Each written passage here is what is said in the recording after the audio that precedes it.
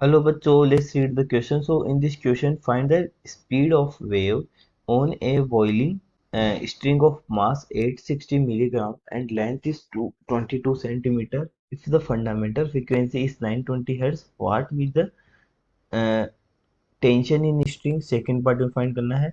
What is the wavelength of C part में हमारे को find करना है the wave of string waves on the strings and the sound wave emit by the string. सो इसको start करते हैं. सबसे पहले हम एक एक पार्ट को सोल्व करेंगे. सबसे पहले हम ए पार्ट देखते हैं. यहाँ पर क्या गिवन है, find the speed of the wave of boiling string of mass. अब यहाँ पर देखिए बॉइलिंग स्ट्रिंग हमारे को गिवन है. इसका मतलब हो गया कि जब स्ट्रिंग का है उसके बोथ एंड को अगर हम फिक्स कर दें तो हमारी बॉइलिंग स्ट्रिंग होती है. तो जब भी हम किसी भी बात करते हैं एक बॉइलिंग स्ट्रिंग यानी कि fix at both and is vibrating. इसका की कॉन्सेप्ट क्या हो जाएगा, मैं इस क्वेश्चन का की कॉन्सेप्ट बता रहा हूँ यहाँ पे. की कॉन्सेप्ट ठीक है. तो when a string is vibrating at its lowest resonant frequency exactly one half of a wavelength fits between the ends.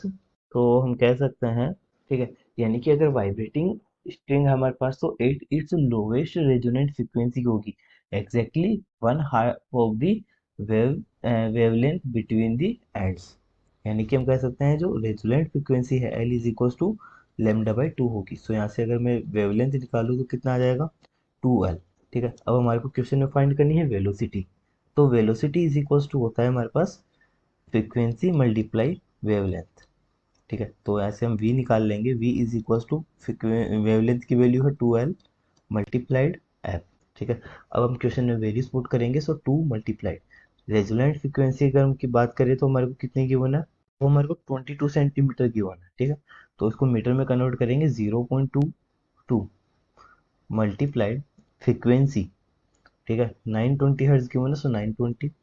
तो इसको सोल्व करेंगे. वेलोसिटी हमारे को यहाँ पर मिल जाएगी 405 मीटर पर सेकेंड. ठीक है. तो इसका हमने ए पार्ट अभी सोल्व किया है. ठीक है. अब बी पार्ट की बात करते हैं. तो हमारे को क्या निकालना है, what is the tension in the string for fundamental, what is the wavelength. ठीक है. यानी कि फंडामेंटल के इसकी हमारे को टेंशन फाइंड करना है. ठीक है.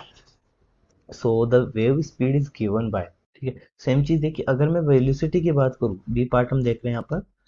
तो जो वेव स्पीड होती है v, इसको हम कैसे डिनोट करते हैं, इसको root of tau divide by mu, इससे भी हम डिनोट कर सकते हैं. ठीक है. Tau is the tension in string and mu is the linear mass density of the string. If mass m is the capital m, मान लो कैपिटल m जो है वो हमारा मास है. तो लीनियर मास डेंसिटी कितनी हो जाएगी, mu is equals to linear mass density m divide by l हो जाएगी. ठीक है. So tau is equals to कितना गया यहाँ से, अगर मेरे को टाउ निकालना है तो टाउ इज इक्वल्स टू, ठीक है, म्यू हमारा इधर मल्टीप्लाई हो जाएगा V square multiplied mu. Mu की वैल्यू पुट करेंगे. So tau is equals to V square. तो यहाँ पर ये आ जाएगा वी स्क्वायर मल्टीप्लाइड म्यू की वैल्यू कितनी है, एम डिवाइड बाई एल. ठीक है. तो यहाँ से हम टेंशन निकाल सकते हैं. टेंशन के बाद फोर फॉर्मूला गया हमारे पास. वेलोसिटी हमने कितनी निकाली थी, देखिए वी. ठीक है. सो सबसे पहले मास की देखते हैं. मास कितना है, 8000 मिलीग्राम है. ठीक है. 860 मिलीग्राम. तो यह आ जाएगा 860 मल्टीप्लाइड. अब इसको हम केजी में कन्वर्ट करेंगे तो ग्राम है ये 10⁻6 आ जाएगा. ठीक है. मिलीग्राम है इसलिए 10⁻6 करेंगे तो केजी में आ जाएगा. Divide by length. ठीक है. लेंथ हमारी 0.22 थी मल्टीप्लाइड. अब वेलोसिटी हमने कितनी निकाली थी, देखिए वेलोसिटी हमने निकाली थी 405. तो ये आ जाएगा 405 square. Tau is equal to आ जाएगा 6.4 मल्टीप्लाई 10⁻14 न्यूटन. अब सी में हमारे को क्या फाइंड करना है, सी में हमारे को फाइंड करना है the waves on the string, यानी कि व्हाट इज द वेवलेंथ. ठीक है. अब इसकी वेवलेंथ हम फाइंड करेंगे. तो देखिए वेवलेंथ इज इक्वल टू क्या होता है, वेवलेंथ हमने स्टार्टिंग में देखी थी, क्या थी, wavelength is equal to lambda is equal to 2L. तो ऐसे वेवलेंथ भी फाइंड कर लेंगे. सो ये हमारा सी पार्ट है. वेवलेंथ इज इक्वल टू आ जाएगा 2 मल्टीप्लाइड 0.22.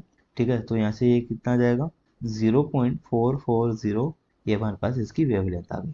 ठीक है. इसका डी पार्ट देखते हैं. डी पार्ट में हमारे को क्या फाइंड करना था, डी पार्ट में हमारे को फाइंड करना है the sound emitted by the string. ठीक है. तो जो sound emitted by the string वो कितना हो जाएगा, अब देखिए the frequency of sound wave in air is the same as the frequency of oscillation of the string. ठीक है, यानी कि जो फ्रीक्वेंसी ऑफ साउंड वेव होगी इन एयर के अंदर वो सेम होगी किससे, frequency of oscillation of the string. So the wavelength is different because the wave speed is different. So V A velocity at या frequency at air is V A is the speed of sound in air and the wavelength in air is equals to lambda a which is equals to va divided by f। इससे find करेंगे। So wavelength at air is equals to, क्योंकि जो air के अंदर frequency होगी वही frequency किस में होगी, फ्रीक्वेंसी ऑफ ऑस्किलेशन होगी, क्योंकि जो हमारी स्ट्रिंग है वो किस में होगी, एयर के अंदर ही तो है, तो फ्रीक्वेंसी इन एयर। तो इस तरीके से हम इसको फाइंड करेंगे। सो यहाँ पर ही कितना आ जाएगा, 3 इन एयर कितनी हो जाएगी, 343 metre per second divide by frequency 920 hertz. ठीक है, तो यहाँ से lambda A is equal to 0.373 metre. ये इसका फाइनल आंसर है। So hope you understand this whole solution. Thank you.